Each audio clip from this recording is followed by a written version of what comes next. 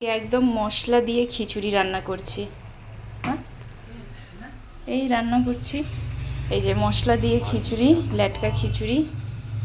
আর এদিকে শোনো, এদিকে হচ্ছে ডিম আলু সেদ্ধ করে রাখা হয়েছে। আর ও হচ্ছে নিয়ে আসছে লাল শাক। এটা কত টাকার? 20 টাকা।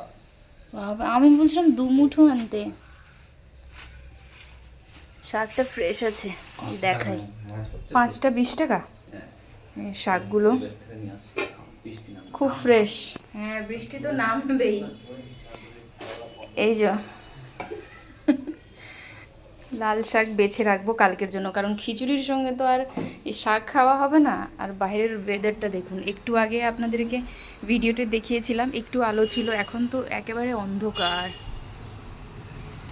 আবার বৃষ্টি নামবে। আর আমি এদিকে হচ্ছে রান্না বান্না বসিয়েছি, খিচুড়িটা চাপিয়েছি, এবার হচ্ছে তরকারিগুলো করব। আর এই ফুলটা দেখুন না, এই হোয়াইট লিলি, এটা রোদ না হলে ফুটবেই না। এখন আমার মনটা খুব খারাপ, এটা যদি না ফুটে, এই রোদ না পারলে এরা ফোটে না। আর এখন হচ্ছে শাকগুলো বাছবো, বেছে কালকের জন্য রাখবো। এই ছোট্ট একটি কুমড়ো, 2টো এনেছিল, একটা তো খাওয়া হয়েছে।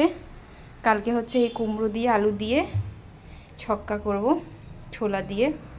মিষ্টি কুমড়ার ছক্কা খেতে খুব ভাল লাগে।